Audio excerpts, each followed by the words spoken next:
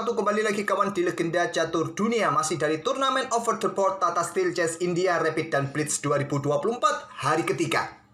Kemarin sudah ada satu game di hari ketiga babak ketujuh yang kita ulas gamenya Magnus Carlsen kembali kawan. Lagi-lagi Magnus, terus Magnus, tiap hari Magnus. Pagi, siang, sore seperti minum obat Magnus terus.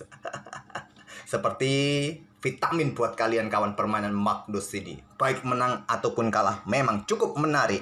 Apalagi kalau Magnus ini berhadapan dengan Jospem. Admin cukup greget kalau melihat permainan Jospem berhadapan dengan Magnus Carlsen di Title Tuesday kawan. Nah, di hari ketiga kawan, Magnus memetik kemenangan pada game ketujuh menghadapi Vincent Kemmer. Gamenya sudah kita ulas kemarin malam ya, atau tadi malam ya.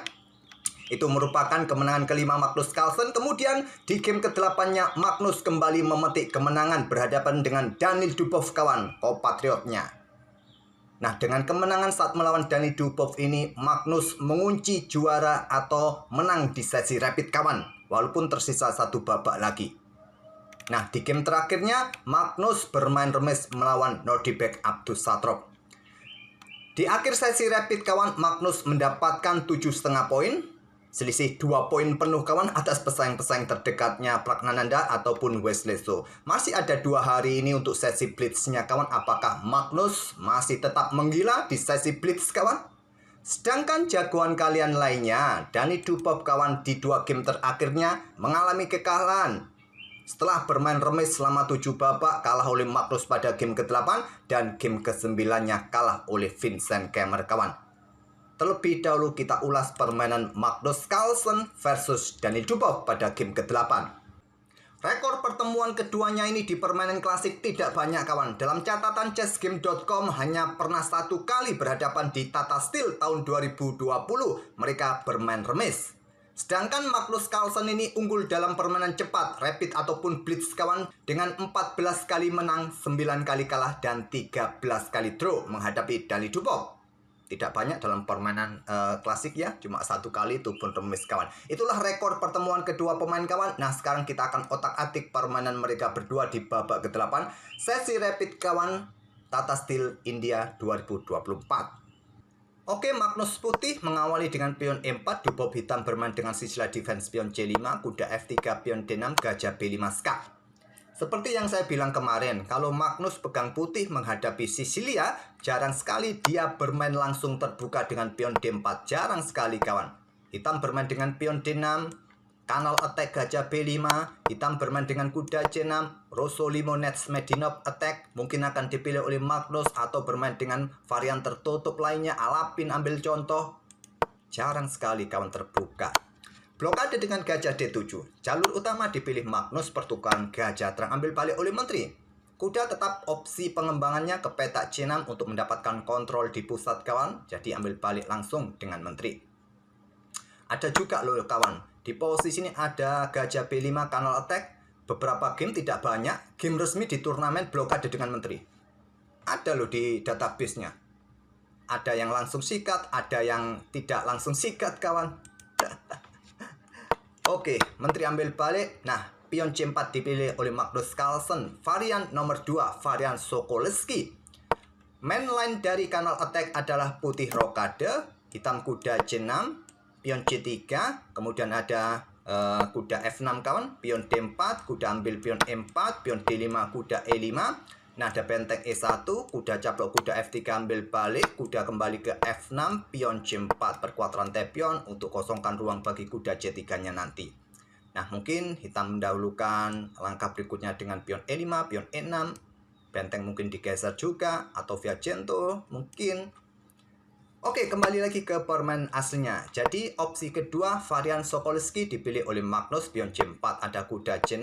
Nah, langsung dengan pion D4, kuda C3 terlebih dahulu yang paling banyak dimainkan kawan di posisi ini. Selepas pion G6, putih dorong pion D4, pion C pukul pion D4, ambil balik oleh kuda, gajah G7, gajah E3, kuda F6, pion F3, rokade. Tapi nanti kita juga dapat formasi yang hampir mirip. Setelah pion D4 ini kawan, jual beli petak D4. Nah, settingan via Gento, settingan kesukaan Daniil Dubov. Oh ya kawan, tadi malam timnas kita dihajar oleh Jepang ya, 4-0. Ampun dah, Gak bisa ngomong lagi, berat bagi timnas kita walaupun punya kesempatan untuk mendapatkan posisi 4 untuk bisa berlaga ke babak berikutnya kawan ya, tapi berat sekarang menjadi juru kunci timnas kita. Kita doakan saja di sisa game yang ada bisa memetik poin sempurna kawan, atau paling tidak ya finish di posisi keempat. Amin ya robbal alamin. Kita doakan saja. Ya, nggak tahu lagi tuh para netizen sekarang sedang membuli siapa akibat kekalahan 4-0. Memang ya kita berat kawan melawan Jepang, tapi paling tidak ada peluang-peluang sebetulnya yang bisa dimanfaatkan, tapi tetap kita butuh striker kawan. Oke, lanjut kawan. Kuda C3 sekarang ada gajah G7. Nah, gajah E3 mirip seperti varian jalur utama yang saya tunjukkan kuda C3 tadi kawan. Ada kuda F6, tadi saya tunjukkan pion F3. Di sini Magnus bermain dengan pion H3. Rokade pendek juga benteng AC8, pion B3 berkuat rantai pionnya kawan. Nah, kemudian ada pion B6 lanjut dubop, benteng C1 lanjut Magnus, benteng FE8 Magnus geser benteng E1, menteri B7 lanjut dubop. Magnus bertukar, kuda pukul kuda C6, ambil balik oleh menteri. Kemudian ada gajah D4 lanjut Magnus, membuka tantangan pertukaran gajah gelap dan didubop dengan melangkah kuda D7. Magnus menerima, ambil balik oleh raja, kemudian kuda ke D5. Posisi yang sangat bagus kan bagi kuda. Kemudian dubop menantang pertukaran kuda kawan, ditolak oleh Magnus. Angkat menteri, koneksikan dua bentengnya, dan dubop yang mendahului pertukaran kuda pukul kuda. Bagaimana jika pion ini didorong untuk ganggu kuda kawan? Ya, putih yang akan mendahului pertukaran. Dan di sini mungkin menteri akan menusuk ke petak H6. Coba lihat, kurang bagus juga. Oleh karena itu tadi Magnus angkat menteri kawan, untuk antisipasi pergerakan pion E6 ini agar bisa menyusup langsung ke petak H6. Jadi dubop yang mendahului pertukaran kuda pukul kuda D5, ambil balik menggunakan pion E. Lajur E terbuka sekarang. Menteri mundur ke D7. Sekarang coba kita perhatikan konstruksi pion kedua belah pihak. Magnus cukup solid kawan di sisi menteri ini, dan posisi pion sentralnya juga sangat bagus, membuat posisi pion hitam ini menggantung kawan, tergantung atau terbelakang, backward pawn. Dua pion ini hanging pawns dalam istilah bahasa Inggrisnya. Ini relevan dengan video shot admin beberapa hari ini mengenai pion-pion lemah kawan. Repot dua pion ini, mau didorong pion E, pion ini nanti yang lemah. Pion F, pion E yang lemah. Repot sudah kawan. Nah, Magnus angkat benteng C3, siap doubling kawan untuk eksploitasi pion di lajur E nanti. Dan dubop akhirnya dorong salah satu pionnya kawan. Mau gimana lagi? Untuk mengembangkan permainan, ambil resiko, ya sudah dorong saja. Tentu saja di end pasen ada pion lemah terpisah di lajur D. Ambil balik oleh benteng. Ya, kalau kalian ambil balik menggunakan pion, lagi-lagi ada dua pion kawan, hanging pawns. Salah satunya didorong, salah satunya akan lemah dan akan membuat lubang di samping-sampingnya. Ambil balik menggunakan benteng, jual beli benteng, ambil balik oleh menteri kawan, ada benteng D3, benteng D8. Kemudian pion H4, pion H5, pion G3. Magnus masih cukup solid kawan pion-pionnya. Dan hanya mempunyai dua kumpulan pion saja. Sedangkan dubop terpisah menjadi 3 kumpulan pion kawan. Coba lihat. Ini kumpulan pion yang harus kalian jauhi, harus kalian hindari. Jangan menciptakan konstruksi pion yang banyak terpisah. Menteri F6 kawan, raja naik ke G2, kemudian menteri E5. Di sini ada pion A4 lanjut Magnus, menteri E4 skak, raja H2, menteri F5 mengincar pion ini. Geser saja ke petak G2, tapi Magnus tidak ingin ada skak lagi. Mundur ke petak G1, ada benteng E8 kawan. Ya, kuasai lajur E. Di sini menunggu benteng bergerak, mungkin menantang pertukaran. Meninggalkan pionnya, tapi harus berhati-hati juga. Magnus memilih menteri C3 skak blokade. Kenapa tidak ambil? Karena menteri bisa bergerak ke petak B1 skak, pion ini juga jatuh kawan. Jadi, memilih menteri C3 skak blokade, pertukaran menteri, akhirnya konstruksi pion dubop kembali pulih kawan. Cuma masalahnya, Magnus lebih cepat menempatkan bentengnya di area pertahanannya dan didubop. Benteng D7. Pion A5. Cukup ke A6 ataupun benteng ke A8 yang kuat. Pion A5 dipilih oleh dubop. Kemudian benteng D6. Dan benteng B8. raja mulai maju ke G2, lanjut Magnus, raja F8, benteng D5 serang pion, benteng E8. Langkah ini cukup bagus juga kawan, tak perlu kalian pedulikan tanda orange ini, cukup bagus. Nah, raja maju ke F3, lanjut Magnus. Kalau Stockfish menyukai dengan langkah benteng ini, ancam terlebih dahulu pion kawan, benteng bergeser ke petak B8 baru naik kawan. Tapi memilih langsung naik ke petak F3, kemudian benteng E6, jaga baris ke-6-nya, jaga pion E-nya juga. Pion F siap didorong.